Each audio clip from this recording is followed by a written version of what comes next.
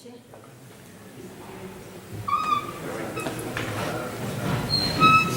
Buenas noches.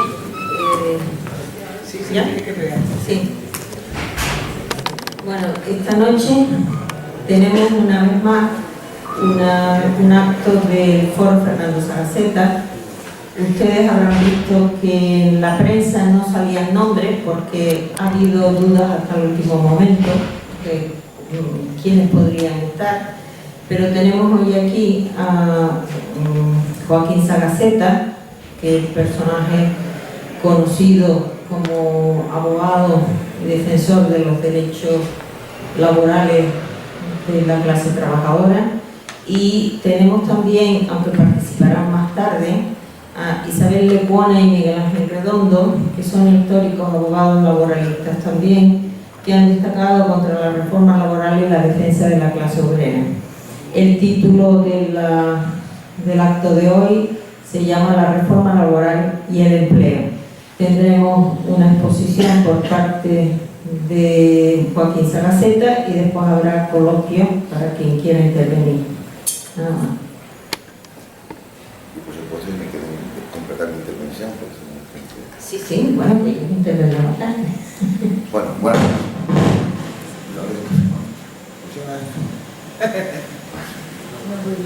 Miren, para empezar, Sí. hablar del trabajo y del derecho al trabajo, sin citar de entrada a Karl Marx y a Federico Engels, es como si habláramos de la batalla de Trafalgar sin citar a Nelson, ¿no? O de la batalla de Waterloo sin citar a Napoleón o a Wellington. Por tanto, yo creo que es necesario empezar por... Yo les voy a leer dos citas, tan cortitas, de Federico Engels y de Karl Marx, y después continuamos. Dice Federico Engels: el trabajo es la fuente de toda riqueza y un medio de vida, pero es infinitamente más que eso. El trabajo es la primera condición fundamental de toda la vida humana, hasta el punto que, en cierto sentido, debiéramos afirmar que el hombre mismo ha sido creado por obra del trabajo. Esto es Federico Engels.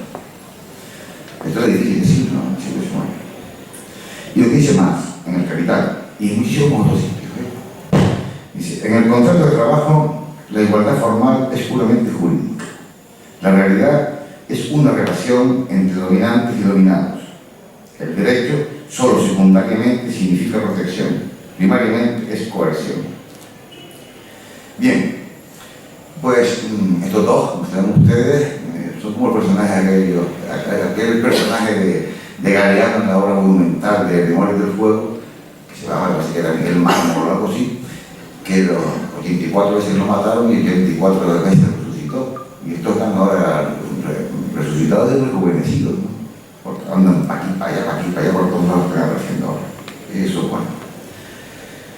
Bueno, el derecho, todo el ordenamiento jurídico en general, como es muy sabido, siempre va detrás de la realidad cojeando, ¿no? Detrás de la realidad. O sea, el derecho no crea las realidades ni las relaciones sociales en un orden ni en el otro, sino que es expresión de esas realidades, después incide en ellas, pero es expresión.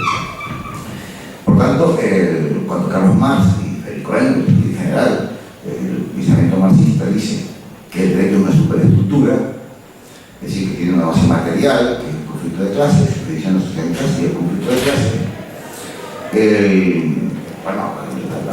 Toda la filosofía burguesa, los idealistas se lanzaban a saco, hablando de la vulgaridad de Karl Marx, la poca concepción que tiene, la mala consideración que tenía del ser humano, del mundo de la idea, de la evolución de la idea, de las concepciones, etc., ¿no? Eso se decía. Eso no vale para ninguna forma jurídica, es decir, que el derecho en su conjunto, en todas sus ramificaciones, es una superestructura, es un hecho empíricamente constatable en cualquier rama del derecho, pero en particular en la del derecho del trabajo. Es decir, no se conoce en la historia del derecho del trabajo salarial, no se conoce ni una sola norma de progreso, de restablecer ciertos equilibrios, de ciertas solidaridades, ni una sola norma que haya sido producto de la idea, de la evolución de la idea, de la buena voluntad de la gente, como decía como decía Hegel, ¿no? Que quería que las superestructuras como el derecho evolucionaban en función del desarrollo de ideas, las concepciones morales del ser humano que iban desarrollándose hasta que alcanzaban la verdad absoluta. Dicho sea de paso, esa verdad absoluta no se conoce absolutamente nada. Por tanto, si hay una experiencia empírica que confirma lo que, en fin, en la relación del materialismo histórico, que si viene a sostener esto, es, entre otras, de una manera muy clara, muy plástica, el derecho del trabajo. Una pequeña introducción histórica orientada a la reforma laboral, ¿no? Desde finales del siglo XIX, la Asociación Internacional de Trabajadores, fundamentalmente por Carlos Marx y Friedrich Engels, entre otros, se planteó como una de sus reivindicaciones punteras, ¿no? El mascarón de proa, no era esa sola, pero esa era la fundamental, la creación de lo que se llamaba una legislación social o legislación obrera. ¿Por qué era esa una reivindicación fundamental? Porque hasta esos momentos, bueno, las normas laborales, o específicamente laborales, estaban muy dispersas, eran muy circunstanciales, todas frutos de tremendas luchas, pero no estaban codificadas de forma como un cuerpo jurídico, y el derecho a las relaciones laborales en realidad se regía por el Código Civil. El Código Civil partía de la base, una de sus bases fundamentales es la autonomía de las partes, la igualdad entre las partes negociadoras. Eso era contestado por la Asociación Internacional de Trabajadores y por todo el movimiento obrero en su conjunto, de ahí para acá, que es una falsedad, que realmente no era ni siquiera un contrato. No había un contrato, en todo caso, un contrato de adhesión, porque no había libertad por parte del trabajador para firmar ningún contrato. Estaba ido con la necesidad, como dice la cita Carlos Marx, con una necesidad vital, y el empresario tenía la facultad de satisfacer esa necesidad, no había igualdad entre las partes, en las condiciones que impusiera el empresario. Por tanto, hubo una lucha tremenda, durísima, que es apasionante la historia del derecho del trabajo, porque en definitiva es la historia de la lucha de clase, o refleja jurídicamente la historia de la lucha de clase. Decía que entonces la reivindicación era separarlo y crear un derecho que se basara por menos como premisa en supuestos reales, que era la desigualdad entre las partes, y que tuviera como función establecer un nivel de equilibrio, ¿no? Aproximarse al equilibrio. Era imposible en la sociedad de clase un equilibrio completo, porque sería el propietario con la que podía satisfacer las necesidades vitales del trabajador, el equilibrio completo no. Pero para evitar el abuso, se pretendía desgajar el derecho del trabajo del Código Civil y establecer un derecho que tuviera esas características como premisa, como presupuesto, el equilibrio, buscar el mayor equilibrio entre las partes, combatir el fraude de ley, crear normas de derecho necesarias para el de obligado cumplimiento, etc. Esto es una conquista histórica que a nosotros, viéndola por el retrovisor, a lo mejor no comprendemos toda su dimensión, ¿no? Por esta época era inmensa, fue extraordinaria. Y sobre esa reivindicación hubieron luchas tremendas. Esto no vino realmente a cuajar hasta realmente, de una manera plena, hasta después de la Segunda Guerra Mundial, donde entró a Estado Social de Derecho. Es verdad que hubo codificaciones laborales anteriores, pero vino a cuajar de una manera definitiva hasta esa fecha.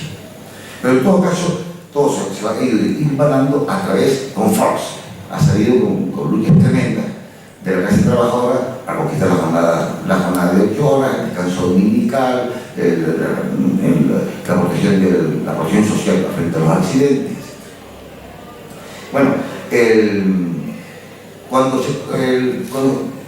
si ustedes analizan la dinámica histórica, ¿no? La evolución histórica del derecho del trabajo, van a ver que siempre surgen las grandes oleadas de reformas, siempre surgen en torno a grandes acontecimientos históricos, ¿no? Hay otras formas más parciales, más localizadas, que surgen de conflictos también, todas surgen de conflictos duros, pero más localizados. Pero los grandes hechos históricos son que van determinando, son el motor, los grandes conflictos de clase que marcan la historia, lo mejor de la historia, son los que van marcando la creación y el desarrollo del derecho al trabajo.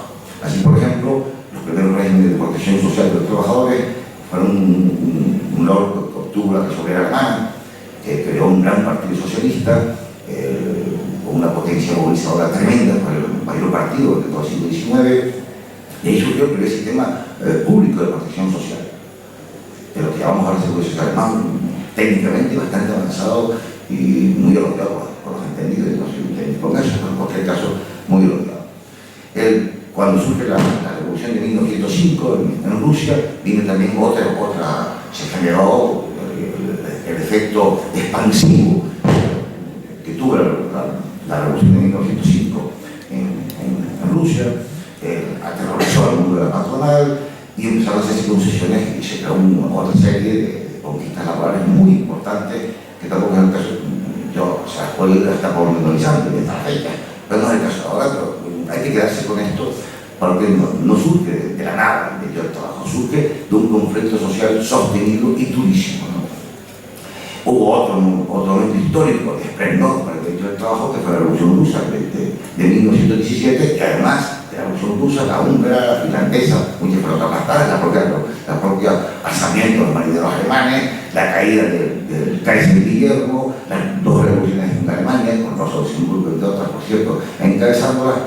Todo esto generó un movimiento importantísimo de conquistas laborales. El derecho del trabajo es un derecho conquistado, fundamentalmente. Bien, ese ciclo se prolonga hasta prácticamente por sus oscilaciones, hasta prácticamente la victoria del nazifascismo, ¿no? En los años 30. Pero hasta esa fecha, bueno, la República Española, por ejemplo, que copiaba, imitaba o tomaba como referencia la República de Weimar en Alemania, que fue otra conquista. Igual se introdujeron derechos tales como el derecho a las vacaciones pagadas, el derecho a la sindicalización, se quitaron todas las restricciones del derecho de huelga, etc. Vino el parón del nazifascismo y pues surge lo que entendemos nosotros fue una de las conquistas históricas más brillantes de la clase trabajadora, que fue lo que se llamó el Estado Social de Derecho. Previamente a eso, no podemos pasar por alto hechos históricos tan relevantes y tan significativos como que la primera vez que el derecho al trabajo se conforma con un derecho constitucional, dice ustedes esto, la primera vez fue como resultado de la Revolución Mexicana.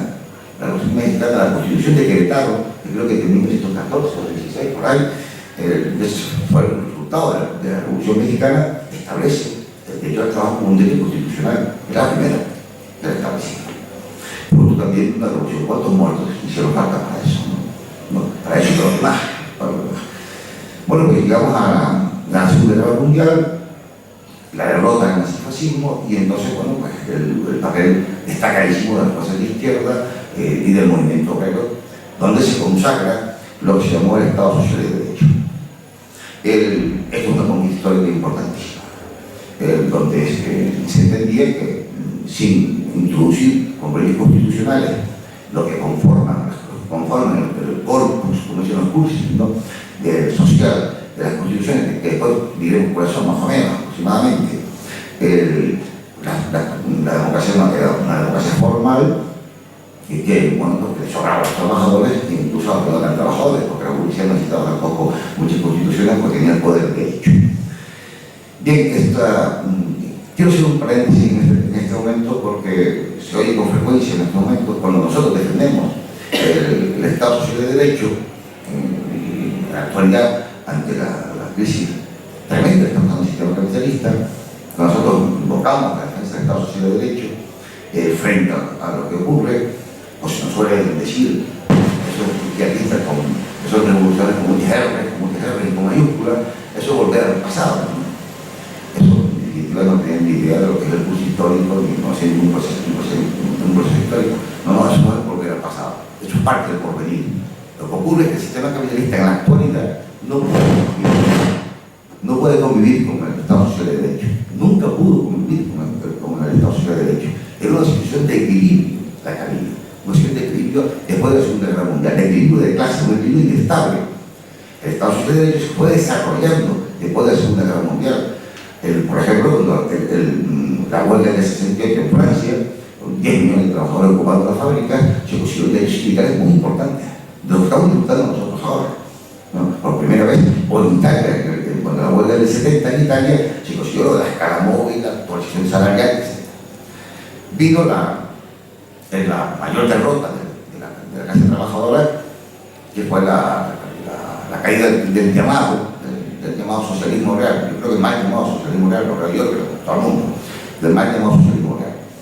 Y entonces, eso fue una catástrofe para el movimiento obrero. No porque aquello fuera realmente socialismo, sino porque aquello comportaba, por lo menos, una expectativa de la posibilidad de que había sistemas alternativos al capitalismo, con todos sus defectos, pero hay sistemas alternativos al capitalismo. La clase obrera ahí pierde la confianza en sus propios proyectos, y se convierte, deja de ser una clase principal, por su proyecto sociedad puro, auténtico parásito, y se convierte en una clase subsidiaria del sistema capitalista, que solo se podía limitar a las políticas de la reforma. Fue un hecho catastrófico y ahí empieza una fase de involución, de marcha atrás. En España tuvieron una actividad febril en el desmantelamiento de muchos de los principios del Estado Social de Derecho, los primeros gobiernos socialistas, y se diga eso. Fíjense, voy a contar una cosa, y cuando la transición ocurrieron varios hechos muy significativos de los cuales no se habla mucho, que fueron trascendentales. Fíjense, en materia de despido, yo no sé si era la ley de contratos de trabajo o la ley de relaciones laborales, igual el compañero me corrige, pero establecía que en caso de despido, en caso de un despido improcedente, el trabajador tenía derecho a la reincorporación, no al empresario, a elegir entre la reincorporación o la indemnización. Esa cláusula en el año 77, al comienzo del 77, por presiones de la patronal se suspendió. Se convocó una huelga general frente a eso.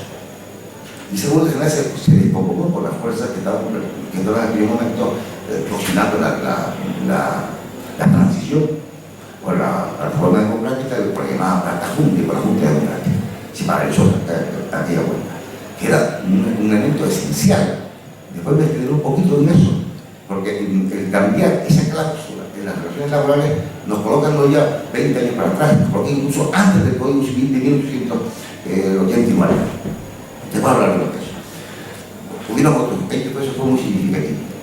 Entonces, le decía que se produce una involución, pasa el movimiento obrero, pierde la iniciativa en el palme de los años 80 y 90, y empieza una demolición del Estado Social de Derecho, en todas las líneas, en todas las líneas.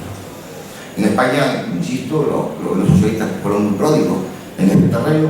Yo recuerdo, por ejemplo, a Alfonso Guerra, de la izquierda del Partido Socialista, decir que el Estado Social de Derecho era la sanidad y la educación. No es verdad, nunca fue eso. La liga maestra del Estado Social de Derecho fue el trabajo, y de ahí se introducía lo demás. Pero ya era muy revelador de cómo se apartaban de las contradicciones de clase, de los planteamientos sociales, de los planteamientos del movimiento obrero. Lo iban renegando de lo que en principio debía formar parte de su ADN político. Bueno, pero otros dijeron cosas muy peores de Alfonso Guerra. Pongo lo de Alfonso Guerra porque es particularmente llamativo, hombre que presumía, que vinieron los conflictos con los sindicatos, etc. Ahí introdujeron ellos unas reformas laborales que fueron durísimas, nosotros las vivimos ya en los juzgados, que fue la introducción de las contrataciones temporales, donde el principio de estabilidad en el empleo entró en barrera, fue absolutamente precarizado, hasta tal punto que crearon un contrato que fue uno de los tres contratos con los sectores de la legislación laboral española, que fue el contrato de fomento del empleo, que se llamaba. Era un contrato donde no había ningún derecho, un contrato de despido libre. Se contrataba y el empresario podía despedir cuando quisiera, sin indemnizaciones, claro, era libertad absoluta. Bueno, pero eso realmente fueron los precedentes, los antecedentes que ya, en fin, como el trueno, ¿no?, que anuncia la caída de un rayo, ¿no?, empezaron a discutir y a resentirse y a reflejarse en la legislación laboral de una manera paulatina sin cesar, un día tras otro. Pero vinieron dos golpes fundamentales. Vino la crisis del sistema capitalista del año 2008, y aparte de otros hechos que no podemos detenernos en todos, que son muy relevantes también, pero vamos a buscar los últimos. Vino los últimos años del gobierno de Zapatero, en donde se empezaron a tocar ya, a pasar las líneas rojas, porque se entendían que eran líneas rojas del derecho del trabajo. Fundamentalmente dos, no solo dos, fundamentalmente dos. dos que eran cardinales. Una de ellas el tema del despido y otra el tema de la negociación colectiva. En lo del despido quiero hacer dos consideraciones previas. En España nunca existió el trabajo fijo, y si sigo utilizando el término, nunca existió el trabajo fijo. Desde que se derogó la ley de contrato de trabajo o la ley de procedimiento o de relaciones laborales que establecía que en caso de despido improcedente, el despido injustificado, el trabajador era el que tenía derecho a optar por el trabajo o por la indemnización. A partir de ahí nunca existió el trabajo fijo. A partir de ahí, el trabajo, si había un despido improcedente, se resarcía, no se restablecía el trabajador en su puesto de trabajo, salvo que fuera nulo, que fuera lesivo a la Constitución española, sino que el empresario, el victimario, no la víctima, era la que elegía entre despedir, readmitir o indemnizar. Por tanto, no era un trabajo fijo, era un trabajo que podía romperse el contrato laboral simplemente a cambio de una indemnización. Primer punto, premio. Segunda, por lo cual se tiene mucha demagogia, sobre todo la patronal, el despido en España ha sido carísimo. No, amigo usted. El despido en España no cuesta, yo lo he repetido hasta la saciedad. El despido en España no costaba un duro, ni un céntimo cuesta el despido. Cuando es lo que se llama, cuando es injustificado, y si no le pide usted. Cuando es injustificado, paga usted en este momento. Cuando el despido no tiene motivo ni tiene causa, es cuando usted paga una indemnización. Pero bueno, porque usted ha incumplido la legalidad, ha cometido una infracción legal, que es despedir a un trabajador, que cae en sus medios de vida. Eso, desde luego, es mucho más grave que robar un loro o un transitor de un coche, mucho más grave. Pero si no había despedir a un trabajador, si el trabajador ha cometido la infracción, deja de trabajar, se cae en la caja registradora, incumple las obligaciones laborales, el trabajador era despedido, y si el despido es improcedente, el empresario tiene que pagar un céntimo. Por tanto, el despido no cuesta una perla en España, no costaba una perla en España. Lo que costaba era el despido ilegal, donde la ilicitud, donde el comportamiento ilegal era del empresario, no del trabajador, faltaría más. Si es el único caso en que se incumplen normas legales además de derecho intuitivo, de derecho que protege el estado de necesidad. O si cumpliera, faltaría más, porque la incumplía y no paga la indemnización. Pero esa es la demagogia que se ha hecho sobre el despido. Yo he discutido esto en medio de la patronal, en discusiones públicas, y ahí no tengo nada que me pueda contradecir. Después está lo que se llama el despido objetivo, que ya hablaremos. Pero ellos cuando hablan de que el despido era caro, se refieren al despido disciplinario, al de los 45 días. A los 45 días. Insistimos, como cuestión previa, no es verdad. Los 45 días eran la penalización al empresario que incumplía la legalidad. Si era el trabajador el que incumplía la legalidad, el código de la calle es una acción un céntimo, y tampoco está legal.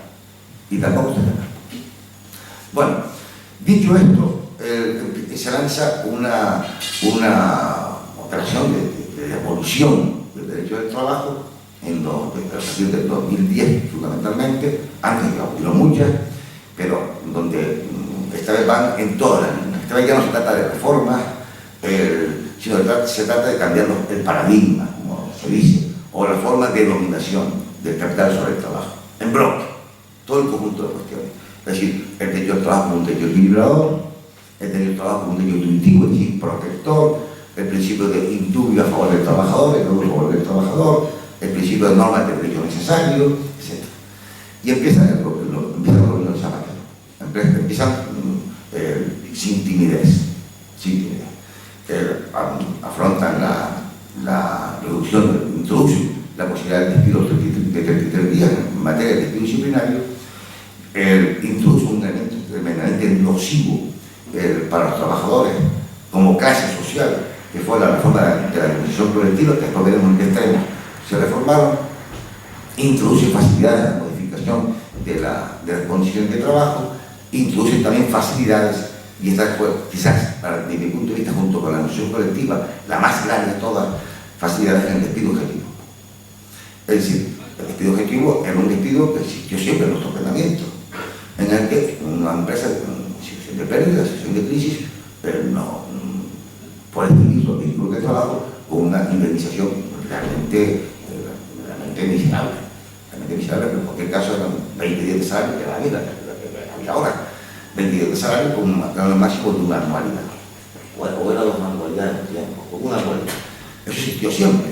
Pero lo que no existió siempre, que era donde estaba la padre del maestro, era cuándo se podía despedir de esa manera. Y cómo introducen, fíjense ustedes, el concepto jurídico indeterminado, la variedad que deja en situación de indefensión de los trabajadores, porque hasta la reforma de Zapatero, después vino la otra, peor, que ahora hablaremos de eso, hasta la reforma de Zapatero, el despido por causa objetiva, el empresario tenía que acreditar pérdidas, y pérdidas sostenidas, y además pérdidas graves, pérdidas graves. Con la reforma de Zapatero empieza el asedio al despido objetivo, al despido general, pero al despido objetivo de una manera muy especial, introduciendo un concepto que era cuando se tengan pérdidas presentes o pérdidas previstas. Introduce ese elemento. ¿Y cuáles son las pérdidas previstas? Pues cualquier empresario, pues cómo se defiende un trabajo frente a eso. Cómo se demuestra el empresario plantear como una situación de crisis económica, como se comprenderán ustedes, baja la facturación por todos lados, pues las cosas nos presentan muy mal para el año que viene. ¿Y cómo desmantelamos nosotros eso? ¿Cómo nos defendimos contra eso? Ahí se introduce. De hecho, prácticamente el despido disciplinario empezó a ser un despido residual y fue sustituido por el despido por causa objetiva. Tanto colectivo como individual. Las causas eran las mismas. El despido objetivo, lo que variaba era el procedimiento, porque si afectaba a una colectividad o si era simplemente una persona. Esa fue la reforma Zapatero, por un lado. Y después introduce en la negociación colectiva un elemento trascendental, por dentro después el gobierno de la derecha entró en el despido objetivo también, igual, entró, que fue la negociación colectiva. La negociación colectiva es un pilar básico del derecho al trabajo. Sí, y además del derecho constitucional, el artículo 37. Fíjense ustedes que como si tuviéramos que señalar pilares básicos del derecho al trabajo, fundacionales, sería el artículo 35 de la Constitución Española con la doctrina constitucional, que establece que el artículo 35 establece que el trabajo como un derecho, y la doctrina constitucional dice que, desarrollando ese principio constitucional, que por tanto eso implica que el trabajador no pueda ser despedido sino por causa grave proporcionada, es decir, debe ser proporcionado al daño causado. Y además el principio establece también el principio de la estabilidad en el empleo, como dos principios. El principio de la estabilidad en el empleo ya había quedado muy tocado con las reformas laborales, primero del gobierno socialista y después con la generalización de la contratación temporal. Pero la novedad en el asunto es que el artículo 37 también dice que una manera de que los trabajadores pueden equilibrar la relación laboral de los dos individualmente. Ahora no tiene fuerza ninguna para negociar individualmente con un empresario los contratos de trabajo. Para el empresario dice, toma usted esto son lentejas, las toma usted o las deja. ¿No? Pero el trabajo no tiene fuerza ninguna. Y entonces se introduce como ley constitucional, después de una historia enorme de luchas por la negociación colectiva a nivel internacional, en todo el campo de la lucha de clases, se introduce la negociación colectiva para que pueda ser verdad el interés del derecho del trabajo. Para equilibrar la relación entre las partes tiene que haber una negociación colectiva. Los trabajadores tienen que negociar en un ámbito que tenga una cierta fuerza, que es el ámbito colectivo. ¿Y qué se introduce? Empieza Zapatero. Introduce un detalle que, insisto, fue el que terminó que se abrieran las compuertas al que vino después. Introduce que regía el principio de la jerarquía de ámbitos de la negociación colectiva. Explico. Los contratos a nivel, la negociación colectiva a nivel del Estado obligaba a los ámbitos inferiores, a los ámbitos provinciales, a los ámbitos sectoriales, a los ámbitos de empresa. Y esa era la jerarquía. Mientras más fuerza negociadora podían tener los trabajadores, esa jerarquía prevalecía sobre el inferior. Por tanto, ¿qué hace el gobierno Zapatero? Entonces dice, efectivamente, mantiene el principio de que los contratos de nivel inferior no pueden contradecir al del nivel superior, salvo que el convenio superior no lo prohíba. Si no lo prohíbe, sí pueden relevar. Esa fue la introducción de Zapatero. Antes no era posible que un contrato de empresa contradijera a un contrato de convenio, no contrato. Sí, contrato colectivo me refiero, contrato colectivo, un convenio colectivo de empresa contradijera a un convenio colectivo del mismo sector provincial o el provincial al nacional. No era posible. Tenía que haber una autorización expresa. Ahora se cambia, ya no hacía falta autorización expresa, hacía falta una prohibición expresa para contradecir. Bueno, esta situación provocó una degradación tremenda de la contratación de la negociación colectiva y de los convenios colectivos, al punto de que se paralizó prácticamente la negociación colectiva en este país. Pero después viene la reforma que nos traía hoy aquí, preparada el camino, allanado el camino. El Partido Popular y la derecha no hubiesen podido hacer esa reforma, la reforma de marzo y la que le siguieron después con los reglamentos de desarrollo, sin que previamente tuvieran abiertas, por lo menos medio abiertas, las puertas que le abrió Luis Zapatero, en las cuestiones cardinales, Viene la reforma de marzo, y esta entra en tromba en todos los terrenos. Es la peor reforma, la reforma más brutal, al menos desde los tiempos del régimen de la transición, cuanto menos.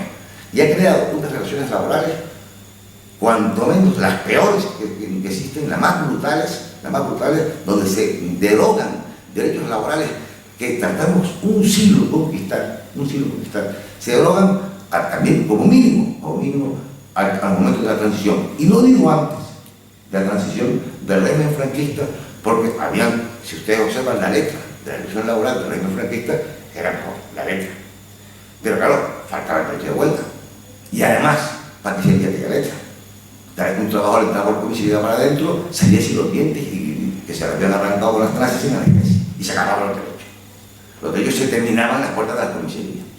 Y además, el sindicalismo vertical, la prohibición de los sindicatos y el derecho de vuelta. Pero del resto, el derecho sustantivo, pues miren, nosotros firmamos en estas condiciones muchos aspectos de él, entre ellos, por ejemplo, eso.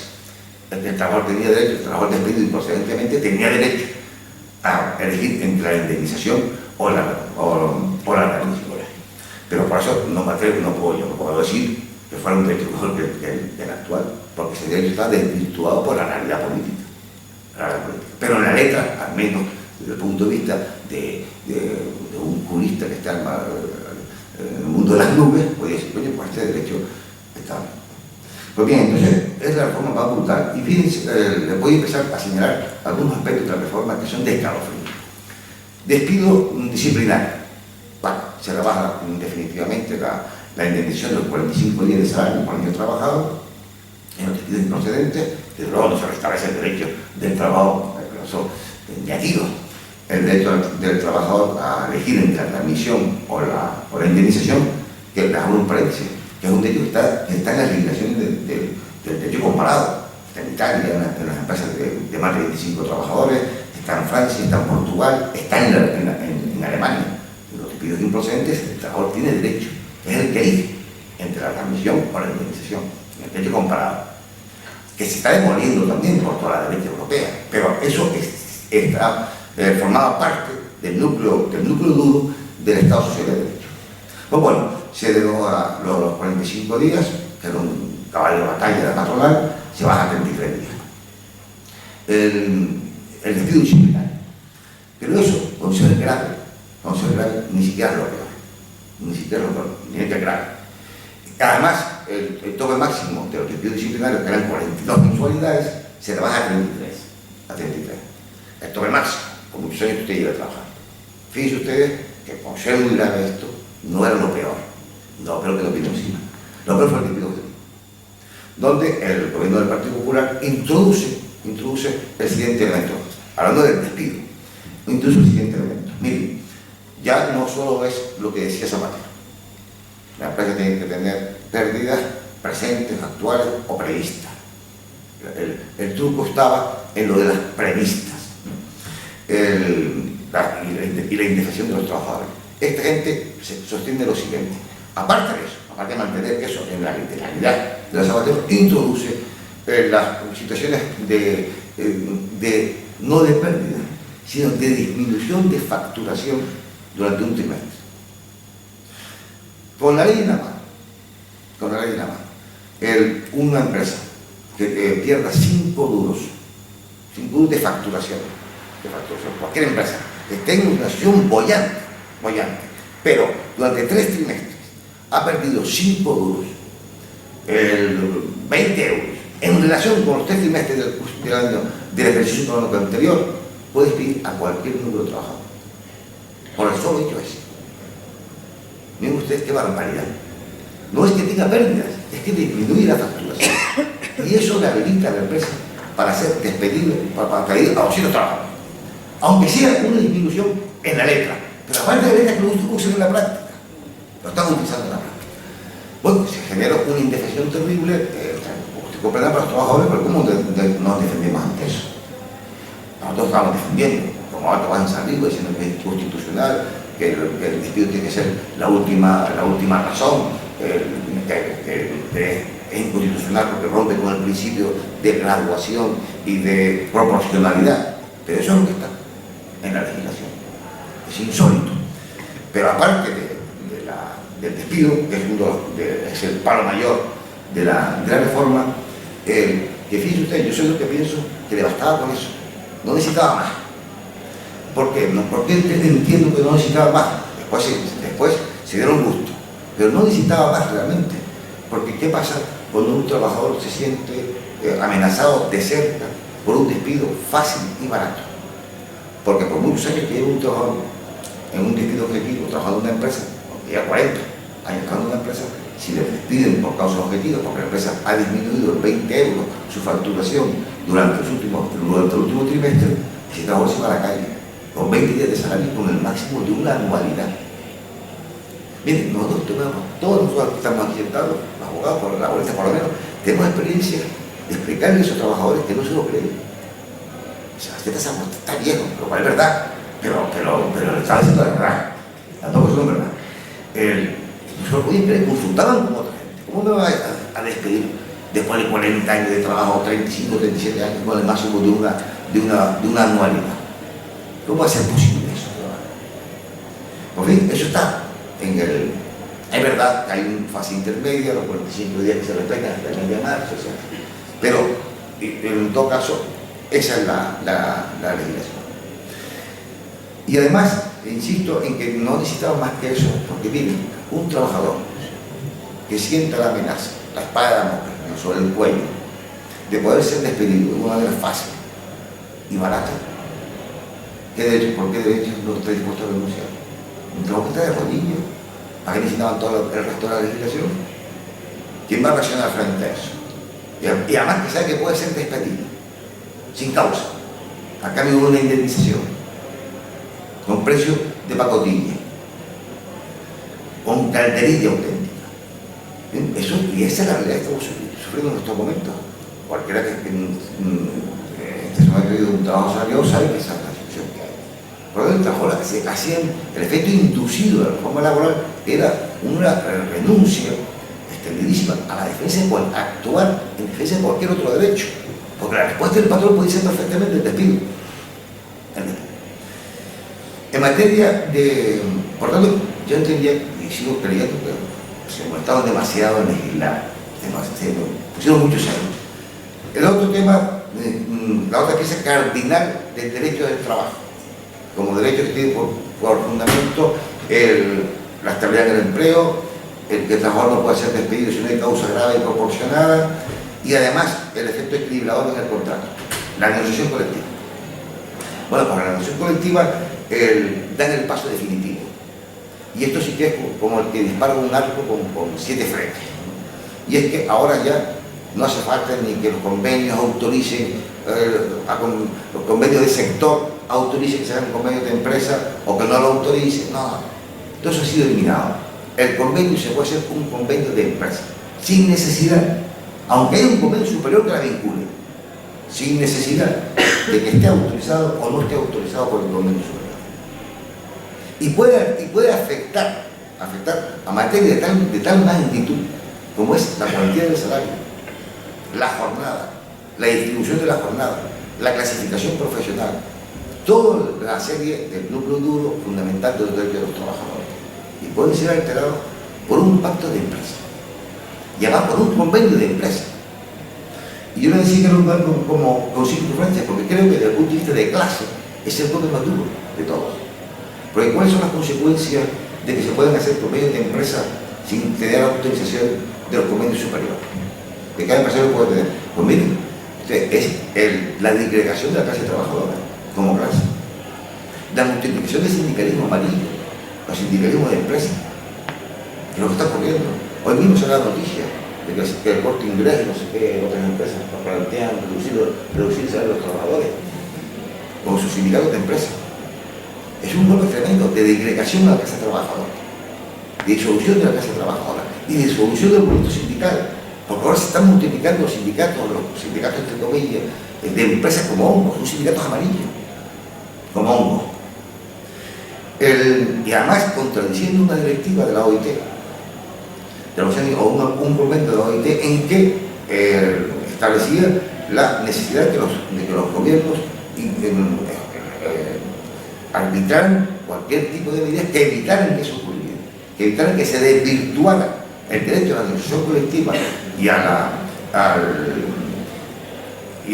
al sindicalismo de clase a través del sindicalismo de empresas. Eso no se ha hecho todo lo contrario. Por tanto, estamos en una situación en estos momentos en que todos los convenios colectivos están paralizados y se están disgregando la clase trabajadora, y ha sido un golpe a la columna vertebral del movimiento sindical de clase. Desde el punto de vista de lo más grave que se ha hecho, la medida más grave desde el punto de vista de clase que se ha hecho contra los trabajadores. Habría más cosas que tratar sobre ese tema, pero yo quiero señalarles dos cuestiones también que son realmente relevantes. Fíjense, se presenta como estrella, el contrato como estrella, uno que le llaman además contratos indefinidos a favor de los emprendedores, no a favor de los trabajadores, sino de los emprendedores. ¿Ustedes saben quiénes son los emprendedores? Los empresarios que tienen 50 trabajos por mes, esos son emprendedores. O sea, el 95% del tejido empresarial español son emprendedores. Si se hace un contrato indefinido a favor de los emprendedores, no de los trabajadores. ¿Y saben qué consiste el contrato indefinido? En que el trabajador se le contrata, es por carácter indefinido, pero con un matiz, que tiene un periodo de prueba que se le puede despedir sin ninguna causa, sin ningún tipo de causa, se le puede despedir en el periodo de prueba de un año. O sea que, lejos de ser un contrato indefinido, es el contrato más precario de todos, donde el trabajador permanece en periodo de prueba, que se puede resolver el contrato, despidiéndole, sin pagarle un duro durante un año. Eso no existe en la legislación comparada de ningún lado, ni en la nuestra, ni existió nunca, sino en aquel famoso contrato de Felipe González de fomento de empleo. Durante un año. Y ese es el contrato estrella del fomento de empleo a favor del emprendedor. A favor del emprendedor desde luego. Sobre todo los que tienen 50 trabajadores. Pero a favor de los trabajadores, pues mínimo. Existe otro contrato que particularmente brutal, que es el contrato a tiempo parcial. A mí me ha llamado muchísimo la atención este contrato del tiempo parcial. Porque fíjense, aquí primero lo único parcial que hay es el salario. Esto es un contrato que se convierte en su contrario, no es a tiempo parcial. Es un contrato en que el trabajador está disponible plenamente las 24 horas del día del empresario. Y les voy a explicar. Se establece el contrato y que usted va a trabajar tantas horas, X horas. Pero además, hay un incremento del 5% de esas horas que ya existía, también introducido por Zapatero, que antes no existía. Ese incremento de 5 horas que están disponibles para el empresario. El 5% de las horas. Sobre las horas contratadas, el 5% dispone el empresario y basta que realice con 7 días de antelación cuando tiene que trabajar. Bueno, ya es un 5% más de horas que tengo que trabajar. Pero además es lo que se llama las horas complementarias. Y las horas complementarias son el 15%. Coño, pues ya estamos un 20% de horas más. ¿Y cuándo tengo que trabajar esas horas? Cuando el empresario le diga. ¿Y cuándo uno tiene que decir 7 días antes? Pero por eso no queremos usted que quede ahí. Estamos hablando de un 20% de horas más. 20% de horas más, el del contrato de tiempo parcial. Y además se puede subir por convenio colectivo, imagínense los convenios colectivos de empresa, donde los trabajadores no tienen ninguna fuerza negociadora, hasta el 60% de las horas complementarias, de las horas firmadas en el contrato. Está más del 80%, pero tampoco queda ahí. Antes, como si fuera poco, antes en estos contratos estaba prohibida la relación de horas extras. Ahora se introducen las horas extraordinarias y el trabajador puede estar trabajando más que un contrato completo a tiempo completo, con la particularidad de que está en plena disposición, es un contrato de plena disposición del empresario. El empresario solo tiene que decirle con 7 días de antelación cuánto tiene que cumplir con esas horas de exceso, esas horas complementarias, con esas horas extraordinarias.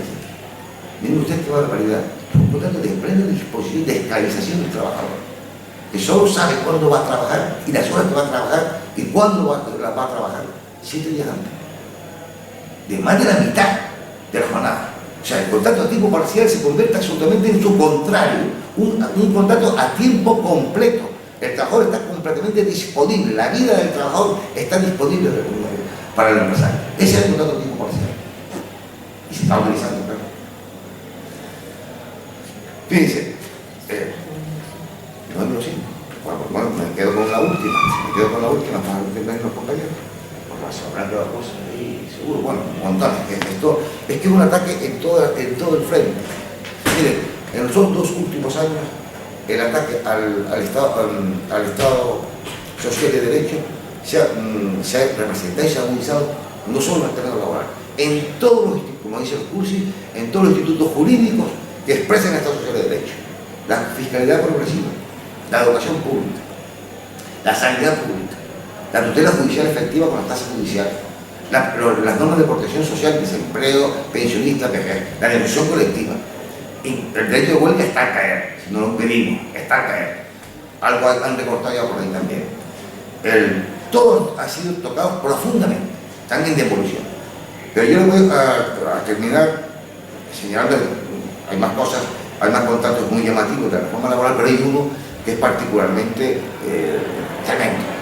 Es decir, que le abre las carnes a una oreja. Miren, es el despido por enfermedad.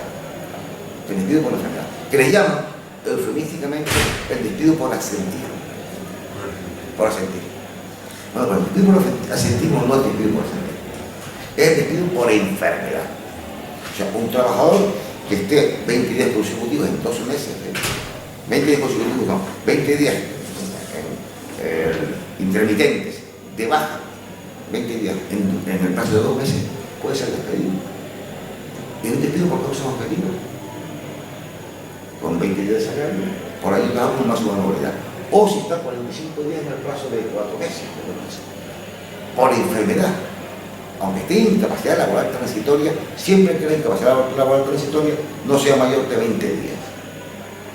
Pero ustedes saben cuántas patologías hay que duran 3 o 4 días, que se repiten mensualmente. ¿Cuánta gente puede ser despedida así? ¿Cuánta gente puede ser despedida así? Muchísima gente. ¿Y saben cuál es? Pero millones de trabajadores pueden ser despedidos por eso. Pero ¿saben ustedes cuál es la variante en relación con el anterior, que se llamaba también despido por asentismo? Que se exigía que hubiera un nivel de asentismo global en la empresa. O sea, este trabajador no viene a trabajar porque está enfermo, pero bueno, vamos a hacer que está enfermo y tiene derecho a la protección de la salud. Pero cuando se consideraba, de una manera bastante alegre también, pero se consideraba que una empresa no tenía por qué soportar una epidemia. Cuando el asentismo era alto, afectaba un 5% de la plantilla dentro del periodo que ese trabajador podía ser despedido. Ahora es que desapareció ese requisito. Ahora ya no se requiere que en la plantilla haya otra gente de baja, aunque estén todos como manzanas, menos eso. Está enfermo. Y ha estado 20 días en 2 meses. 20 días en 2 meses. Un hombre que lleva 30 años trabajando. No hay ninguna ponderación.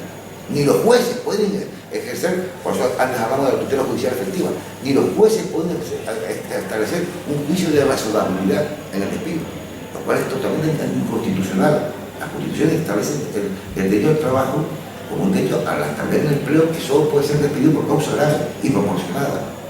Son todas normas inconstitucionales de la reforma. Todas son vulnerables desde el punto de vista constitucional. Bueno, pues esos son todos los despidos que tenemos. Yo tengo muchas más cosas que decir, pero me quedo. Si quiero. Yo quería entender un país si quieren intervenir algo. Cosas que se me quedan. ¿Van a intervenir ahora? En caso de que se convierta, a lo mejor. Porque efectivamente. ¿Del maestro? Del maestro. No, únicamente sí, efectivamente, cuando estabas tú comentando, a lo mejor No se oyó. ¿Sí? ¿No funciona? Sí, funciona más. Bien.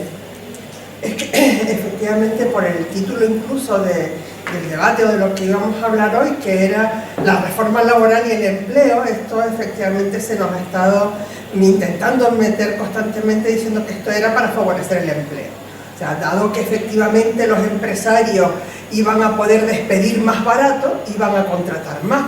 Pero lo cierto es que no es verdad, simplemente están en las estadísticas, pero la realidad diaria de lo que estamos viendo después de los trabajadores que vienen a vernos, es que lo que se está diciendo es, vamos a ver, despido a unos cuantos porque menos determinadas empresas, ¿quién no tiene? Porque como decía, aquí no es quien tenga pérdidas constantes, que además antes había que demostrar incluso que si se echaba al trabajador por esas pérdidas iba a beneficiar a la empresa. Ahora ni siquiera hay que demostrar que esa medida es válida o no para que la empresa vaya a continuar adelante, sino incluso, entonces lo que se hace es, yo doy incluso una lección a los demás, y es decir, he hecho a unos cuantos porque me cuesta muy barato, ya no hace falta, porque decía también Joaquín, no, también incluso se ha rebajado el despido disciplinario de 45 a 33, es que da lo mismo, porque todo el mundo va a ir por un despido objetivo, todo el mundo va a cesar por despido objetivo. Perdí los 5 duros que estaba diciendo Joaquín, y entonces efectivamente ceso al trabajador. Pero además, si seguimos tirando esto, es decir, ceso a unos cuantos, me cuesta muy barato el cese y ya les he enseñado a los demás que se quedan. Es decir, ojo, que está en mi mano, que soy yo el que tengo la sartén por el mango, porque yo me puedo ir a un despido colectivo efectivamente. Entonces, o ustedes hacen horas extras y no cobran, o ustedes les modifico el salario y les modifico la jornada y les da lo mismo.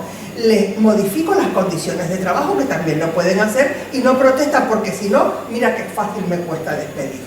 Entonces eso era un poco, yo creo que las consecuencias finales, pero de todas formas yo también ya me callo conmigo hablar. Y efectivamente, pero creo que a lo mejor era bueno resaltar la situación que se está dando, que no es en absoluto de creación de empleo. Es colocar a trabajar de rodillas. ¿Y cómo nos defendemos respecto a eso? Imagínense ustedes, estamos realizando la obra moralista, porque solo tenemos como recurso algo que es absolutamente legítimo, la teoría general del derecho constitucional.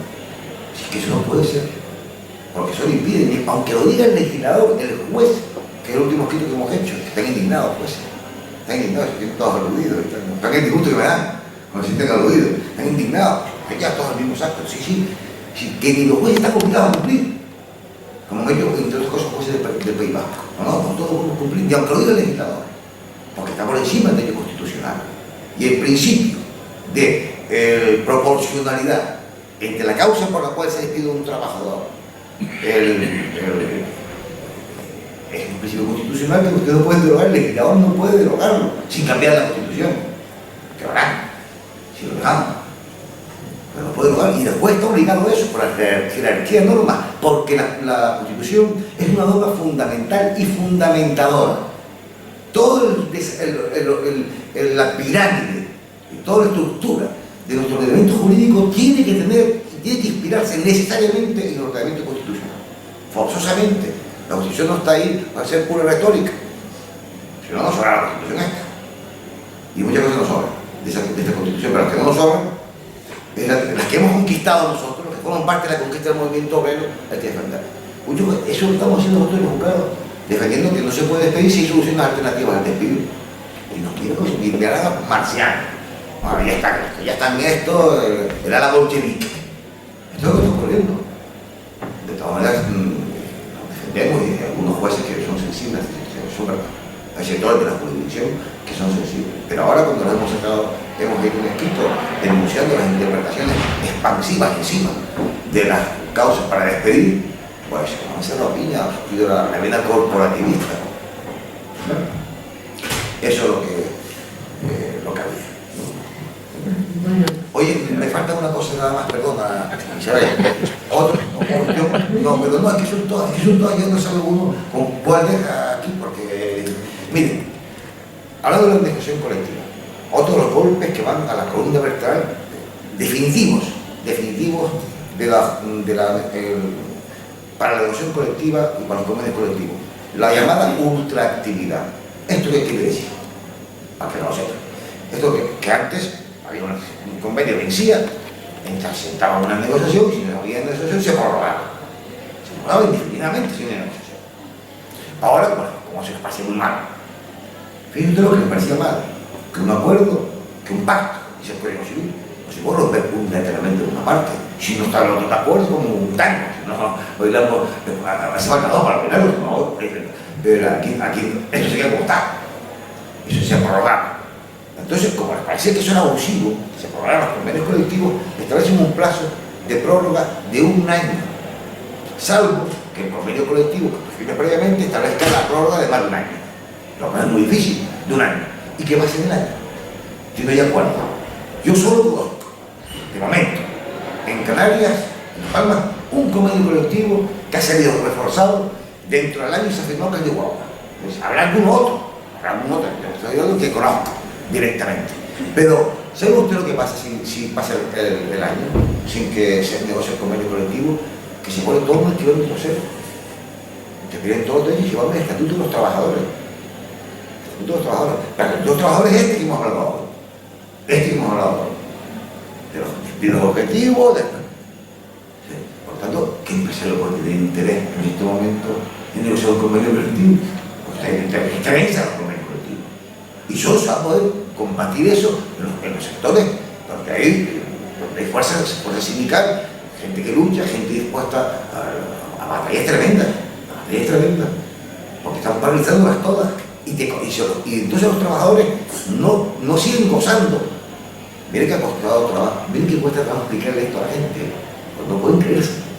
No siguen gozando lo que estaban los beneficios que tenían del convenio anterior, no, que van al estatuto de los trabajadores. Y entonces ahí les dicen, no, a los 45 días nada, son 33 días, te puedo despedir por causas objetivas o técnicas productivas que son ya infernales también, ¿no? Porque el despido objetivo, como he dicho Isabel, el despido disciplinario, como he dicho Isabel, está pasando la historia. Son pocos los casos que se ven. Te podré despedir porque yo gané menos que años que el año pasado. Pero bueno, pues si eres rico, si estás forrado, si puedes llenar esta sala de billetes, sí, pero el año pasado voy a llenar esta sala y además los retretes. Y ahora los retretes no. Despide. Entonces nos codo, entonces no hay manera de forzar al mundo empresarial, al mundo patronal, a negociar con medios colectivos. O sea, con medios colectivos, como el sindicalismo amarillo que están creando a nivel de empresas que se lo están autorizando. Vamos. No, simplemente esto para terminar, me imagino, por parte nuestra, por parte de Nino y Isabel, estos dos temas que no vamos a hablar de ellos, pero sí quiero mencionarlos, de una enorme importancia que han sido la reforma. Uno, por cierto, no es tan importante que el tema que se ha añadido al tema del despido disciplinario, que es la desaparición de los salarios de rehabilitación, cosa que en la época de Aznar ya había habido un decreto sobre esto, ¿no? Luego se había caído en el olvido y ahora estos señores han vuelto otra vez a ponerlo en vigor. En resumidas cuentas, una huelga general contra eso. En resumidas cuentas, una persona es despedida, como saben ustedes la mayoría, ¿no? Y gana el despido se declara improcedente y sin embargo el empresario no está obligado a pagarle los dineros del tiempo que estuvo parado. Es un disparate de antología, porque presume que como el trabajador desde el día siguiente del despido va a cobrar el seguro de desempleo, pues ya tiene el dinero, ¿no? Vamos, ya cobrado. Olvidando que, por ejemplo, en el seguro de desempleo se cobra menos trabajando, etc. Y luego el segundo tema es, naturalmente, el ataque, que ha sido en parte una sorpresa, ¿no? Pero un ataque bestial a todo lo que ha significado la función pública. Por primera vez nos encontramos con que se pueden despedir. Se pueden despedir. Sí. Bueno, y dentro de los despidos en la función pública, además, hay algo que a mí siempre, porque además he tenido casos de estos, ¿no? Y es que yo he sido el primer sorprendido, que es el siguiente caso. Estamos hablando naturalmente de los funcionarios de carácter laboral o interino. Esos señores, además, el decreto les priva de algo inconcebible. Al resto de todos los trabajadores, en un momento de crisis por problemas económicos, la empresa, en este caso el Estado, ¿no?, puede llegar a una negociación y pactar rebajo del salario, rebajo jornada laboral, etc., ¿no? Pues resulta que este decreto le prohíbe a los organismos públicos llegar a negociaciones de este tipo con los trabajadores, y solamente le queda la única posibilidad, que es despedir. Es algo inconcebible. Yo he tenido, en fin, relato ahora, he tenido un caso de un pueblo en que despiden a 23 o 32, no recuerdo cuántos fueron. Esto no despiden, sino llegan a un acuerdo, suspenden el contrato, estos señores firman diciéndole o esto va mal y tenemos que despedir, etcétera, ¿no? Se van al seguro de desempleo muy contentos y se encuentran con que el seguro de desempleo les dice no, ustedes no tienen derecho a amparo. ¿Por qué? Porque lo que hizo el organismo, en este caso el ayuntamiento, está prohibido por ley. No puede, ante un caso de causa económica, ustedes no pueden pactar esto. Lo único que podía pactar el ayuntamiento era ponerlo en la calle. En fin, no digo más porque ya verán ustedes el disparate que es. Y termino, no vamos a seguir hablando del tema porque había para dar 2 conferencias más. Y lo último ya. Desgraciadamente, nosotros, las personas, ¿no?, en España, no nos hemos dado cuenta de la gravedad, por lo menos que a mí, en mi forma de entender, significa la reforma laboral. La reforma laboral no es lo mismo, y mire que es duro y grave lo que están haciendo en sanidad, lo que están haciendo en educación, lo que están haciendo, en fin, en el resto de todo lo que significa un Estado social y un Estado de derecho. Pero el no entender de que el núcleo fundamental, donde realmente la reforma ha sido pensada, dirigida, y es donde realmente ha significado o puede significar un cambio radical en la sociedad para el futuro, es la reforma laboral. Ante los picoquinos, el ser humano, yo, ninguno de ustedes, no existimos si no existe el trabajo, porque dejamos de ser personas. No existe la sanidad si no existimos, evidentemente. ¿Para qué quiero la sanidad si no, por la mañana no voy a trabajar o no tengo un salario para vestir, calzarme, alimentarme, etc.? Todo lo que signifique quitarme alimento y tal es muy grave, cierto que es muy grave. Pero si todavía me dejaran la herramienta para conseguir esto, podría escapar. Pero es que la reforma del derecho laboral, la reforma de la que estamos hablando, es el cercenar las posibilidades de la sociedad. Y por último termino diciendo que un análisis simple, muy sencillo, que lo pueda hacer mi nieto, bueno, eso todavía no, pero en fin, un niño de 10 años, realmente todo lo que ha hecho este gobierno, en resumidas cuentas, ¿contra qué capa de la sociedad? Y es evidente, el tema de la reforma de sanidad no les afecta a lo que le llaman ahora emprendedores. El tema de la reforma de educación tampoco les afecta a los emprendedores. Ha sido una reforma pura y exclusivamente contra las capas social de los trabajadores. No ha habido ninguna otra batalla dirigida desde arriba, sino contra la capa de los trabajadores. Esto era simplemente un pensamiento que quería poner encima de ustedes, porque la gravedad de lo que ya hay, más lo que desgraciadamente se espera, como ha dicho Quino, con el tema de la huelga, que es segurísimo que va a acometerse, ¿no? Significa que nos encontramos con un futuro que o realmente se hace algo o Dios nos coja con. Mire, perdón un momento, Quino, porque para ver si hay dentro del público quien quiere intervenir, hacer alguna pregunta y después ya... Tiene que ser una precisión nada más sobre el despido de los empleados públicos.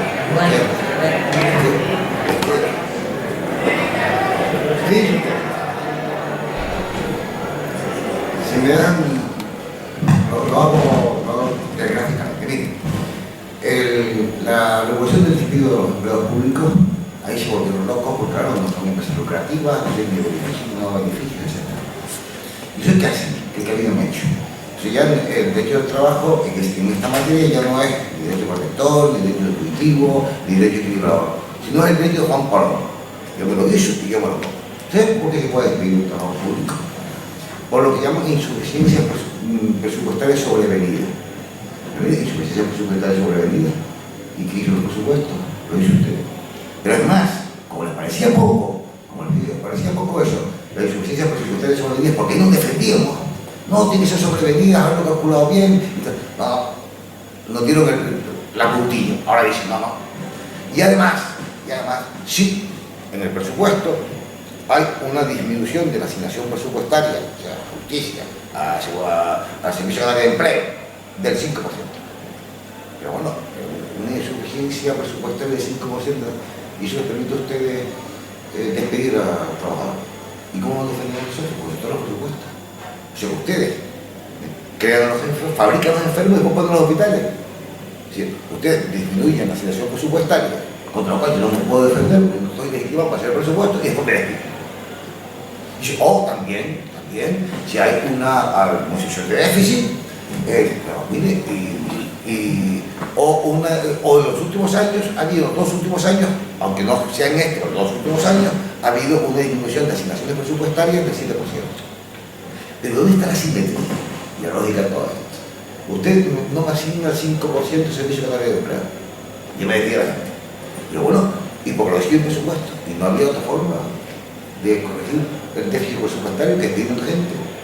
Y no puede ser, no se puede ahorrar por aquí, no se puede ahorrar por allá. No se puede ahorrar, por ejemplo, en lo que es una auténtica metástasis, que es la falta de ejecución de los créditos que tienen a su favor los ayuntamientos, antes que despedir a la gente. ¿Y cómo defendemos frente a eso? Pues si eso se deduce de un presupuesto que está aprobado y es una resolución que tiene fuerza de ley y es firme, se deduce. Está hablando de utilidades, coger la puerta a la calle. Es una cosa de escándalo, totalmente inconstitucional, es la indefensión absoluta. Ellos disminuyen y después te despiden. Juan Palón. Y no pueden hablar por otro lado. ¿Y por qué disminuye la asignación presupuestaria? Porque no tengo perra. Y porque se las ahorra en costa mía. Y porque no lo va a cobrar a la gente que le debe al ayuntamiento. Y porque no ahorran en estos otros. ¿Dónde se ha discutido eso?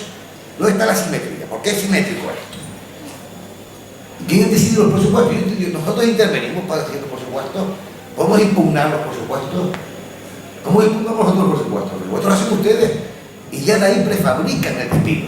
Lo cocinan ustedes y después despiden a la gente. Es una auténtica barbaridad. Bueno, los servicios de empleo ya es una cosa escandalosa. Yo solo he vivido de mucho. Porque ahí sí que tenían una solución que era reconocerle a los trabajadores del Servicio de Empleo que eran trabajadores fijos porque entraron por unas oposiciones reuniendo los requisitos de publicidad y mérito capacidad. Y a pesar de eso, en este momento están en capilla. Esa es una cosa escandalosa. Y termino ahora de verdad, si no son buenas cosas, porque es que esto le pone el pelo de punta a las orejas. Miren, les decía, nos colocamos en algunos aspectos, no ya antes del franquismo, ni del siglo XIX, sino antes del Código Civil. O sea, estamos, un derecho que se suponía que tenía por fundamento, por carácter fundacional, mejorar el Código Civil lo empeora en muchísimos aspectos. Por ejemplo, en el Código Civil, el perjudicado es el que elige el resarcimiento. En el Código Civil no puede, hay un principio que se llama pacta sunt servanda, los pactos son para ser cumplidos. En el Código Civil y en el Código Laboral, ¿no? Para que se puede modificar unilateralmente. Y si ustedes están en desacuerdo con la modificación unilateral, tiene una solución. Que se me olvidó decir antes, no se nos olvidó que son tantas cosas. Si usted está en desacuerdo que le hayamos modificado las condiciones laborales, que es una facultad del empresario. Miren, yo tengo un colectivo, y saber que montones, y nada. Tengo un colectivo que voy a contar lo último, que tenían desde hacía 30, 40 años, no me acuerdo, de trabajar 35 horas en hostelería. Pero en hostelería se puede trabajar 40 horas por medio colectivo, le dan subir de 40 horas, sin nada a cambio. Miren, y si yo estoy en desacuerdo con eso, tengo que hacer, la solución, hombre, está todo previsto. Y usted recibe su vínculo de trabajo. ¿Usted me indemniza? Sí, yo lo indemnizo. ¿Con cuánto? Con 20 días de salario por yo trabajado. Y con un máximo, en este caso, de 9 mensualidades. De 9 mensualidades. cuando extingue, porque no está de acuerdo con una modificación de condiciones de trabajo, que significa aumentar una jornada que ya disfrutar durante 20 años, de 35 horas a 40, o otras cosas. La administración, si tú decides largarte, no, son 20 días para yo trabajar con el máximo de 9 mensualidades, ni para 8. Estamos antes del Código Civil del 1889. De hecho, Miguel Ángel lo ha insistido muchas veces y tiene razón. Estamos cada vez más. Mira, hubo un año, yo estoy seguro, que nosotros no teníamos ni el Código Civil. No teníamos los patronos sociales, con nuestras normas laborales, pero el Código Civil teníamos que pedirse a los compañeros del despacho que eran civilistas para luchar. Años, decenios no tuvimos así. Y ahora, pues, dejamos al lado el Instituto de los Trabajadores y nos vamos al Código Civil, a ese Código Civil normas que obligan a interpretar como es el principio de la equidad, la función social del derecho, la interpretación de las normas de acuerdo con la realidad social, etc. Haciendo filigrana a poder defender. Pero estamos en ese momento, o sea, deja de ser un derecho protector que mejora el derecho civil, lo empeora. En materia de contratos, que en definitiva obligaciones, lo empeora. Bueno. Pedro, quería. Lo que sí le pedimos que las intervenciones sean cortitas, porque se trata de que no tenemos mucho tiempo más.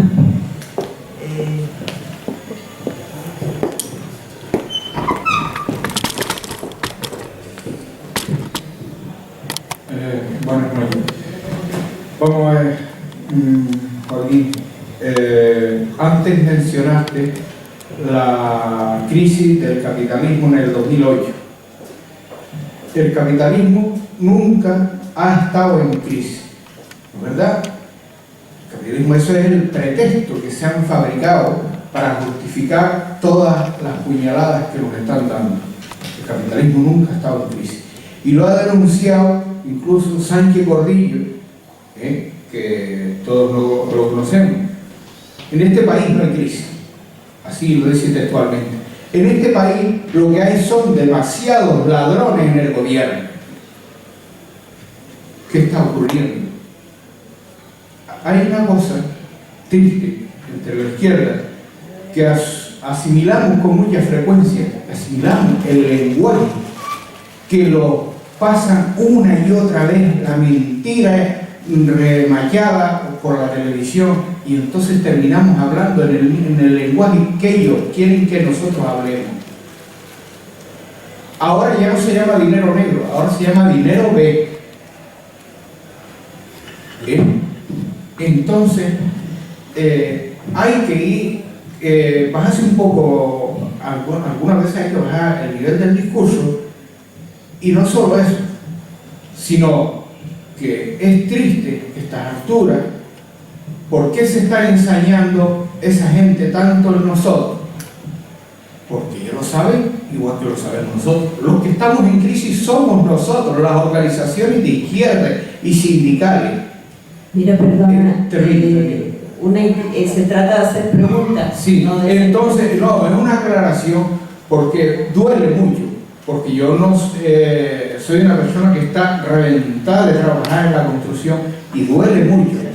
Estoy hablando con conocimiento de causa, y entonces a veces eso ante la opinión pública llega y lo interpretan como que todos dicen lo mismo, y nosotros no podemos decir lo mismo que dicen ellos.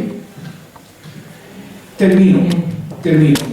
Es triste que a esta altura no tengamos una red social para que esta denuncia llegue a la mayoría, a la inmensa mayoría de los trabajadores. Tristemente, ellos no saben que estamos destruidos a otro termino. Y a la misma vez estamos siendo vilmente traicionados por la mayoría de los sindicatos, vale. Entre comillas. Vale, ya vale. Entonces, Ya vale. eso duele. Sí, de acuerdo. Lo que quisiera ver si hay alguna persona que quiera hacer alguna pregunta, Pepe. Mira. Antes de seguir. Yo quería preguntar comentar el tema de las empresas que subrogan trabajadores. Los propios ayuntamientos incluso están dando por debajo los contratos, sabiendo y con alevosía, sabiendo que cuando se le da un contrato a una empresa automáticamente va a aplicar un expediente de regulación de empleo porque no tiene más que 2 días para empezar a hacerlo. Y eso está pasando actualmente con algunos ayuntamientos, siendo conscientes de que eso se va a hacer. Automáticamente todos los ayuntamientos van a sacar pliegos de condiciones técnicas por debajo de lo que cuesta el servicio en sí, y así te cargan los derechos de los trabajadores, de todos esos trabajadores que están subrogados durante mucho tiempo, ¿no? Y después, por el otro lado, la patronal sigue diciendo que es insuficiente la reforma laboral. ¿Qué es lo que queda por reformar? Y luego, ¿cuál es el futuro que les espera a los jóvenes? Porque también ahí hay que hablar, y desde los jóvenes, ¿no? ¿Cuál va a ser el futuro laboral para ellos? Y dónde podemos incidir para cambiar todas estas cosas. ¿Me parece que ya nos preguntan las 3 personas y después contestan ustedes? Bueno, Pepe. Sí, yo creo que efectivamente han descrito pues que nos han robado prácticamente 2 siglos de lucha y de conquista, ¿no? Y por tanto, la pregunta mía es la siguiente: ¿por qué después de 2 siglos o de muchos años de lucha y de conquista de derechos, por qué ahora con esa facilidad y con esa tremenda desvergüenza han logrado ellos quitarnos esa conquista de 2 siglos? Pedro. Solamente quería decir que en esto tiene que ver mucho la economía. Hay toda una rama de economistas oficialistas y asesores de gobierno que defienden que hay un mercado dual en España de mercado de trabajo, por cierto, del mercado de trabajo me toca las narices, mercado de trabajo dual de trabajadores de contratados fijos y de precarios, que por tanto la culpa un poco menos de la precariedad o la temporalidad la tienen los fijos, que haya fijos. O sea, eso es un poco lo que se deduce de esa línea de economistas. Y luego también son los que han contribuido a que el descuelgue de los convenios de empresa, argumentando que los convenios de sector no recogen las condiciones concretas de una empresa y por lo tanto contribuyen a que desaparezcan las empresas porque se fijan los salarios por debajo de lo que se puede permitir una empresa pequeña, ¿no? Y así voy a seguir con 40 cosas más, pero quiero señalar que hay un sector de economistas digamos, que han contribuido notablemente a que la reforma laboral ha suministrado la ideología y la teoría que luego han aplicado la derecha y la socialdemocracia.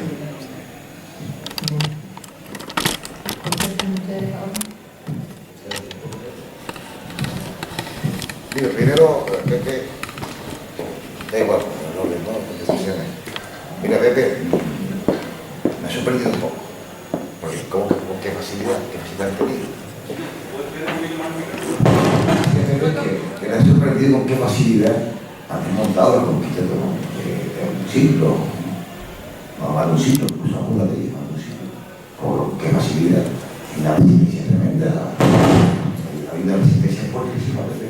Si nosotros, ni tú, ni yo, que yo todavía hace 21 años, yo he visto tantas movilizaciones como las que he visto en el año 2012, movilizaciones gigantescas, y además ni siquiera por reivindicaciones parciales, sino por impugnación del sistema. Hay una lucha tremenda. Es una cuestión de la política, Pepe, pero en estos momentos, y además posiblemente de poner subjetivo, pero que la gente en estos momentos tiene aquí un nivel de conciencia, más o menos depurada, pero que luego sabe lo que pasa y sabe quién es el culpable, está generalizado. Tú, Pepe, habías visto esto, esta movilización de Canabrillo, esta movilización con ese contenido de contestación del sistema capitalista. ¿Tú habías visto alguna vez cómo han caído los altares del capitalismo? Están los dioses del mercado, ¿dónde están? No está la ideología capitalista, la famosa teoría de la mano invisible del mercado. ¿Dónde está este momento? ¿Quién se cree eso? ¿Quién defiende eso? ¿Quién habla, por ejemplo, de política centrista en este momento, con la polarización? Sí, el año 2012 no solo ha sido una desgracia, una catástrofe social, no solo ha sido eso, ha sido una recuperación impresionante, imponente del movimiento de los trabajadores, del movimiento obrero y de la izquierda. Para la decisión no es fácil nada. Pero ¿alguna vez ha sido fácil combatir estas cosas? ¿Alguna vez se lo costó? Porque ¿tú crees que fue fácil el advenimiento de la República? ¿Fue fácil el advenimiento de la República? Y las cosas estaban maduras. ¿Dónde ha habido un cambio? Un cambio, en fin, social importante, trascendente, que haya sido fácil. Aunque no es fácil. Nos tenemos que dar un canto en los dientes de las nociones que había. Yo soy de los optimistas. Americano corto, en la nación que había. Lo que me preocupa ahora es cómo causar esto. O sea, vamos a causar cómo vamos a dar expresión política a todo esto. Pero que ha habido facilidades ninguna. Que ha habido dos huelgas generales este año pasado. Es verdad que ha habido sectores de las clases sindicales, sectores que se han resistido por el sido deportado por la gente. Ha habido 15 donde cogió todo con los calzones quitados. Nos recordó nuestras corcovas. Ha habido una movilización importante que me está en ti fundamentalmente que lo digas, con gente que no tenga referencia para hacer contraste, pues no me extrañaría tanto. Me parecería que esto era más normal. Pero a nosotros, que nos hemos trabajado 40 años de franquismo y que ahora hemos visto esta movilización, y además no hay ningún proceso histórico que haya sido distinto. Digo, que costó la revolución bolivariana y al Frente Amplio Uruguayo. ¿Cuántos muertos hay del Frente Amplio Uruguayo? Y en Chile. La posición inmensa que pasa en Grecia. No ha habido resistencia del pueblo griego. Es una gran resistencia. Por tanto, ya van a ser la única bien que hay. Yo no creo que haya sido fácil. Yo lo que sí creo es que no ha sido una opción como un economista lo ha aconsejado. Y te digo, no me creo que haya sido un error de una raíz cuadrada que hicieron unos economistas del Fondo Monetario Internacional. Eso sí que no lo creo. Ni siquiera que sea una opción, Pedro. Yo no creo que esto sea una opción, entre otras, del capitalismo. Yo creo que esta es una necesidad del capitalismo. Es una necesidad del sistema capitalista agotado. Esto no es obra de un genio maléfico que sale de una botella, de una lamparita. El capitalismo, el sistema capitalista está agotado como sistema productivo. Y entonces está desmontando y entregando, como dicen ahora, nichos de negocios a la iniciativa privada, quitándolo de lo público. Y buscando plusvalía, la reducción de los salarios, el aumento de las jornadas, etc. Yo no creo que sea una opción más entre otras, ni un genio maléfico, sino una necesidad histórica del sistema capitalista, que está en antagonismo con nosotros. Si el sistema capitalista está antagonizado en estos momentos, no puede convivir ya con un Estado social de derecho, no tiene marcha atrás. Y nosotros no podemos convivir sin el Estado social de derecho. Ese es el problema. Esa es la gran contradicción, y ahí está la lucha.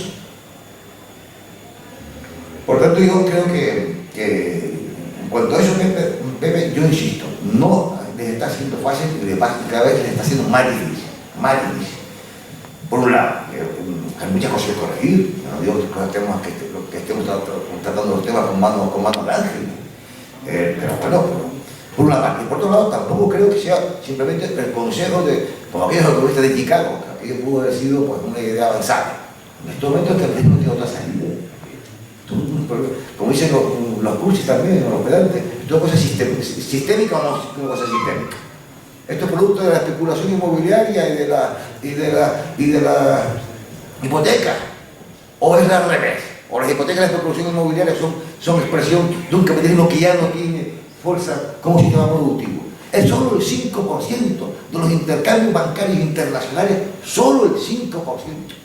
Fíjense ustedes esto, responden al tráfico de mercancías, todo lo demás es especulación. Eso es insólito, completamente insólito. ¿Qué capacidad tiene expansiva del capitalismo? Sobre la guerra y destruir fuerzas productivas para poder construir sobre la ruina. Yo no creo que sea obra simplemente de eso, de un contubernio. Yo creo que en un proceso habrá mucho de eso, habrá mucho de elemento maléfico, pero que todo un sistema, que es producto de un sistema agotado, que no encuentra en estos momentos dónde invertir.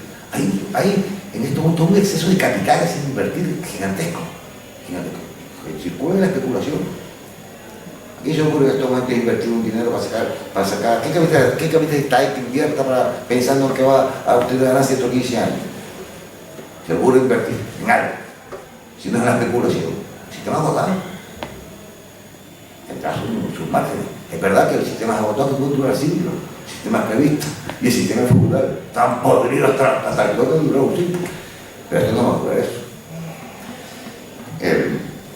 Sostengo eso, sí. Es muy difícil creerse que un fenómeno como este, de la última crisis, lo pueda desencadenar cuando tienes que especular con pisos y con hipoteca. Y dura 5 años, la crisis. ¿Y dónde están las salidas del sistema capitalista en estos momentos? Eso es una parte. Mira, a mí lo de las famosas subrogaciones, las externalizaciones que se llaman, ahora se llama externalización, ni me sale. ¿Cómo sabe cómo es? Externalización, ni me sale. Eso es un fraude. Vamos, eso para empezar es sacar del empleo público, es decir, es buscarte estas fermas, pues son dimensiones, en la mayor parte de los casos. Lo que pasa es que es jurídicamente difícil combatirlo. En la mayor parte de los casos es buscar empresas de estas fermas que realizan trabajo que tienen que realizar administraciones públicas, por ejemplo, ¿no? Doctores, bueno, y de gente individual. Hay gente, una plaga de canalla, putrefacta, que crea empresas que no existen. He visto que trabajan para puedo citar muchas, ¿no? Y prefiero ahorrarme los personajes, no me los olvido de los personajes de momento, ¿no?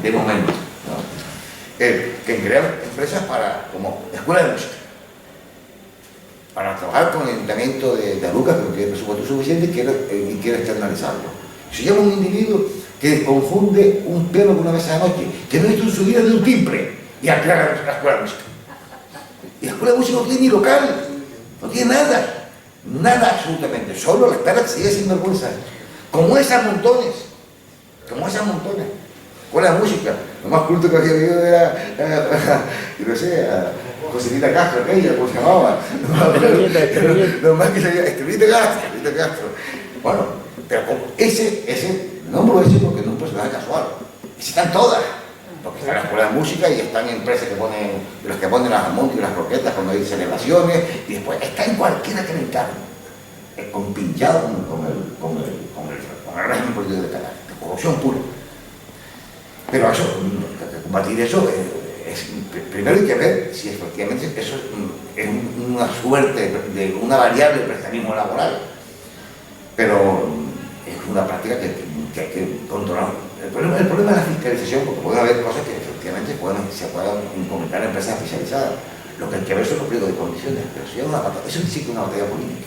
Eso sí que no podemos afrontar ni siquiera el pelado sindical, muy difícil. Con los conflictos sí, y te mandas al ayuntamiento porque es una empresa de estafera, etc.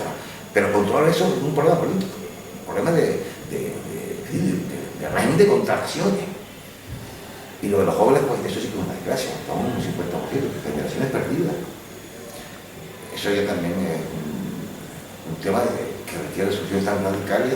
Para empezar, eso no va a surgir de problema a los jóvenes, sino del sector público de la economía.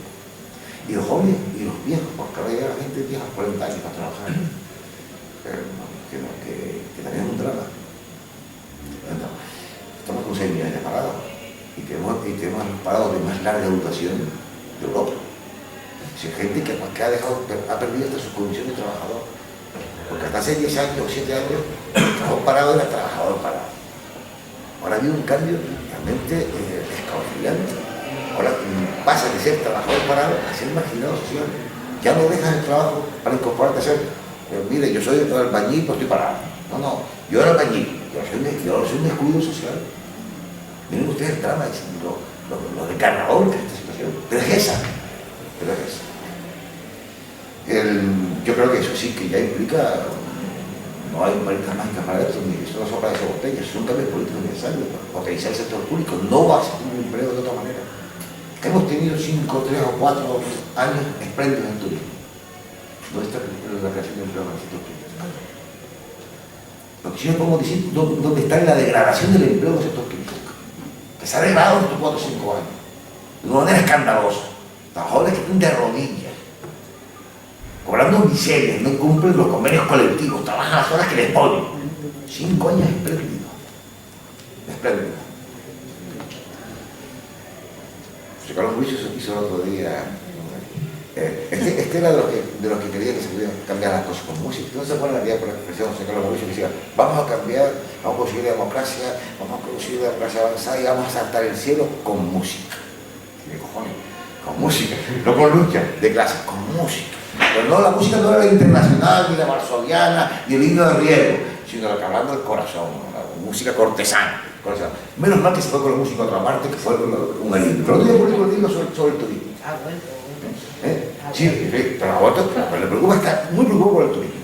Las otras cosas ya son otras cosas que eso no lo dejan a nosotros. ¿No? Y entonces dice, como si con él no hubiera tenido la cosa, que hay un problema de formación, que no están mal formados la gente, que no estudia idiomas, pero lo dice este señor, que lleva 10 años o 15 años en el gobierno, consejero de Economía, controlando todo el pueblo, lo que no controlaba directamente lo controlaba como Rasputín, indirectamente, se atreve a decirnos eso. Y el que hizo para corregir todas esas cuestiones, ¿no? Pero la culpa tiene los trabajadores, no estudian el idioma. Esa es la culpa. Por eso el turismo ha dejado un dinero, pero no se puede repetir con los trabajadores porque somos una pandilla de analfabetos. Y ellos han hecho todo lo posible para que no lo sean. Bueno, estoy viendo de eso. ¿Hay alguna cuestión más? Porque No, ya ¿hasta dónde tenemos íbamos a que- llegar con cuál era el tope? Es decir, ¿es insuficiente la reforma para la patronal? ¿Hasta dónde quiere llegar? Bueno, vamos a ver. Yo creo que ya lo de la patronal, sí, ellos van a pedir más. Ellos quieren estudiar todo, ¿no? Pero ya queda poco que estudiar, ya tienen mecanismos, ¿no? Vamos que van a ahorrarse los abogados, los asesores que les expliquen cuáles son los tubos que tienen que hacer. Yo entiendo, mire, por ejemplo, cuando dicen el despido, cuando ya dicen que hay que abarcar más el despido, pero realmente ya no quieren abarcar más el despido, lo hacen para otra cosa. No, ¿cómo que abarcar más el despido? Porque eso, que además encima de los 20 días, hoy le pagan fondo garantizado salarial, con lo que tienen de calderilla, despiden a la gente. No lo hacen para eso, lo hacen para presionar sobre la clase trabajadora. Ellos ahora ya no deciden que se abarate más el despido, pero mientras más barato sea, más esclavizados está el trabajador, más intimidados está el trabajador, más coaccionados está el trabajador para reclamar cualquier cosa. En estos momentos todavía no reclaman ni las vacaciones cuando no se las dan, salvo que formen parte de colectivos potentes. No se las dan. Y te llegan y dicen, no me matan, porque tengo que estar jodido. Coño, las cosas están jodidas. Esa es la situación. Mientras menos derechos hay, sobre todo mientras más fácil sea el despido, ya no lo hacen porque tienen que escapar el despido, porque sería el colmo de la desfachatez, sino porque mientras el trabajador sepa que se puede pedir todavía más barato, menos va a reclamar y va a dejar más horas extraordinarias. Y si le corresponden 700 euros de sueldo, aceptará 500 y firmar por 700. Porque el empresario le dice, mire, si no le gusta, se va. Porque la cola de los aspirantes llega aquí a Mogán. Y eso para eso lo hace. Yo no tiene otro sentido. Yo incluso creo que se pasaron, le bastaba con lo del despido. Por otro lado, el efecto inducido del despido es fácil, barato, contamina, deja en estado de metástasis el conjunto de los derechos. O sea, donde tenemos núcleos de resistencia potentes, pero el tejido empresarial en este país es de pequeña empresa, porque la mayor parte de los trabajadores ni tienen convenio colectivo, están indefensos. ¿Me permite un comentario breve? No, porque ya tenemos que terminar. Tenemos que terminar con